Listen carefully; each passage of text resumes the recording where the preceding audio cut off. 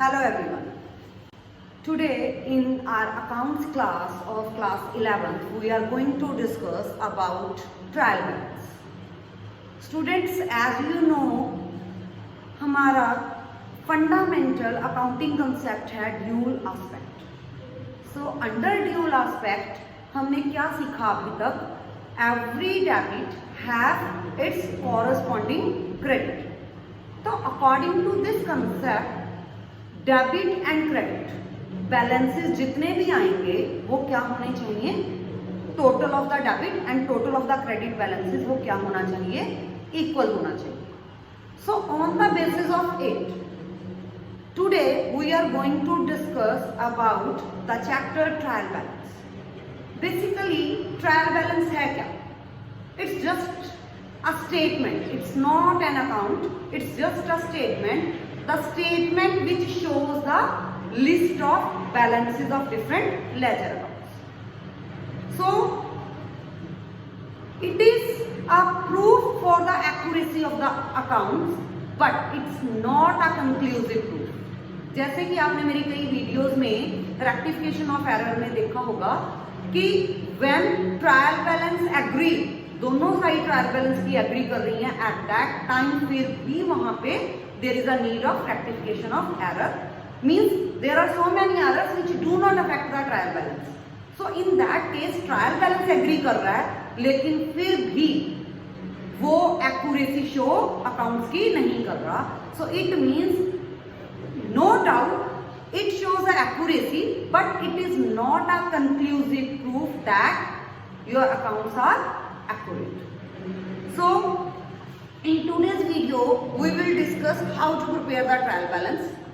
There are three methods of preparing the trial balance. Number 1, total method.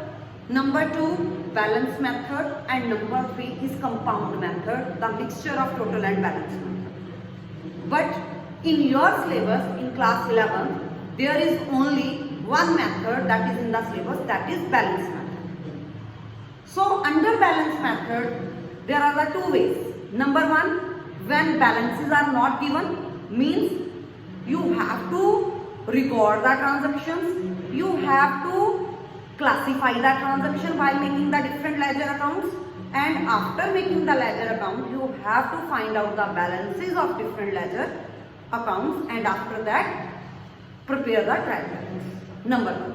And number 2, sometime in the question different balances are already given, means there is no need to recording, there is no need to classifying the transaction, only balances are directly given in the question, and from these balances you have to prepare the trial balance. Now under first method in today's video we will discuss when balances are not given. Means some transactions are given, then from those transactions you have to prepare, first of all after identifying the transaction you have to record those transactions in journal. For recording we prepare the journal. जैसे कि मैंने कुछ examples दी हुई हैं. First example is purchase goods on cash. So if purchase goods on cash, then your journal entry will be purchases account active to cash, जो कि मैंने पास की हुई है. Then second, goods sold on cash, means the entry will be cash account debit to sales with rupees 50,000. Then मैंने entry transaction ले ली जो मेरे को पहले लेनी चाहिए थी, इंट्रोडक्शन ऑफ कैपिटल. सो चलो अब मैंने यहाँ पे ले ली, इसको कंसीडर कर लिया.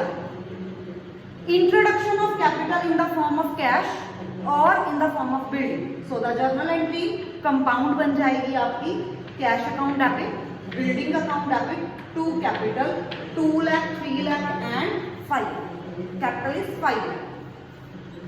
If salary paid is there then salary account debit to cash, that is rupees 30,000. Now the next step, that is the recording. Now under next step we have to classify. So under classification we prepare the ledger accounts.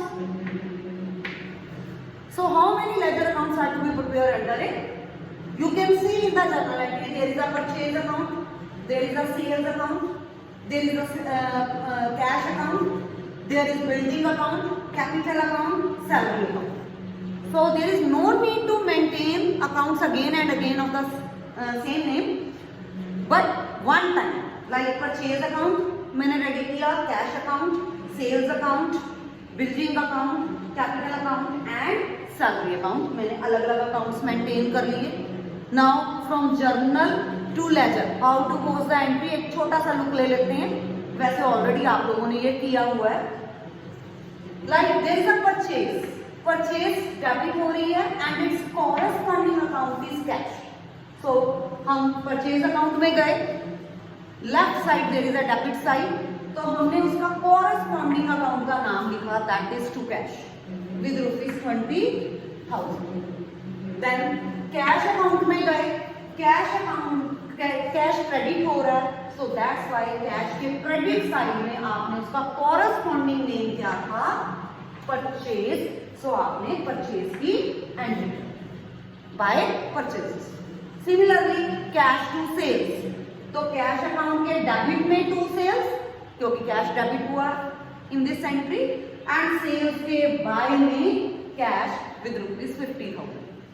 Now the next entry is cash is going to be debited with ₹2 lakh and its corresponding account is capital, so to capital 2 lakh, and building is also going to be debited and its corresponding account again is capital, so building में आपने 2 capital with ₹3 lakh। Amount बड़े ध्यान से लिखनी है, जिस account की amount है उस अकाउंट में सेम अमाउंट चाहिए। मींस ये नहीं है कि कैश अकाउंट डेबिट हुआ लेकिन उसका कॉरेस्पॉन्डिंग अकाउंट कैपिटल है तो आप 5 lakh लिख दोगे, no. Cash is going to be debited with ₹2 lakh, so that's why cash में 2 lakh जाएगा, and building is to be debited with ₹3 lakh, so that's why building में 3 lakh है। Next capital credit हुआ, so the in capital account उसके जो corresponding accounts हैं वो 2 हैं, number 1 cash and number 2 building. So by cash 2 lakh and by building 3 lakh। And the last entry salary to cash, so salary is going to be debited with ₹30,000, so salary account के debit में आप 2 cash 30,000 लिखेंगे, and cash account is going to be credited, so cash account के credit side आप by salary लिखेंगे with ₹30,000। So in this way आपने ledger accounts maintain कर लिए हैं।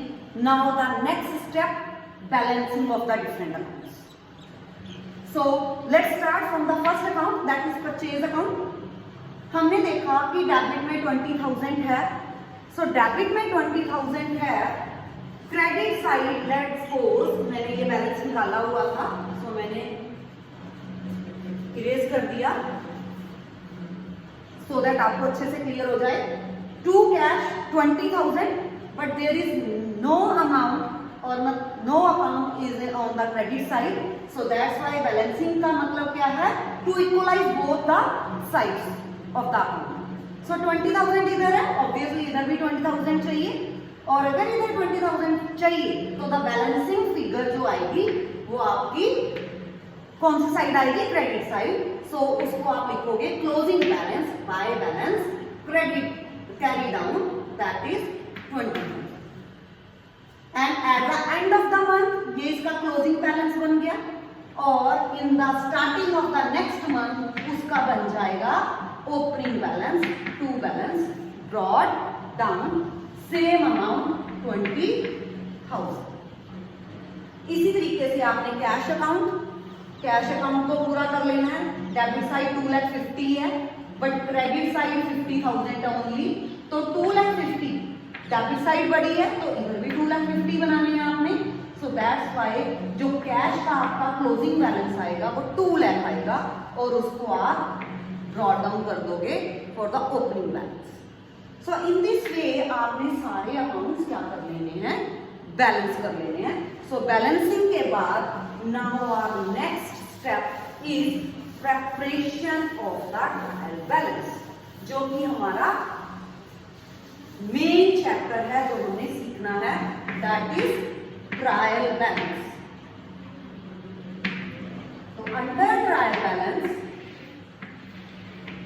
दो लिस्ट बनेगी, debit balances and credit balances, और इधर आ जाएगा नेम ऑफ अकाउंट्स। सो आपके कितने अकाउंट्स बने हैं, सबके नेम लिखोगे।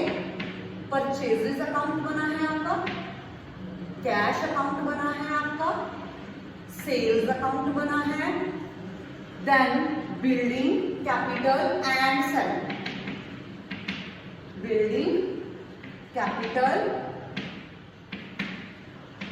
And selling. तो आपने लिस्ट बना ली सब अकाउंट्स के नेम की। नाउ हम उनकी अमाउंट पुट करना शुरू करें। सबसे पहले परचेज की अगर बात करें तो परचेज का कौन सा बैलेंस आया, जो side, there are the two way to identify the balance. Number one, first method is कौन सी साइड बड़ी है उसका वही बैलेंस होगा। जैसे परचेज अकाउंट की कौन सी साइड बड़ी थी, डेबिट, सो इट मीन्स इसका क्या होगा, बैलेंस डेबिट होगा। And the second method to जज which balance of an account is, that is आपका बैलेंसिंग फिगर किधर आया, लाइक कैरी डाउन किधर आया, क्रेडिट साइड आया, उसका ऑपोजिट मीन्स उसका बैलेंस क्या होगा, डेबिट। मैं आपको सजेस्ट करूंगी बड़ी साइड देखो, उसका वही बैलेंस आएगा। सो परचेजेस की बड़ी वाली साइड जो है, जो हायर की, दैट इज डेबिट साइड। तो परचेजेस का बैलेंस कितना आया, डेबिट बैलेंस आया and equal to 20,000। Next cash की अगर हम बात करें तो कैश की भी डेबिट साइड बड़ी थी, सो दैट्स व्हाई कैश का बैलेंस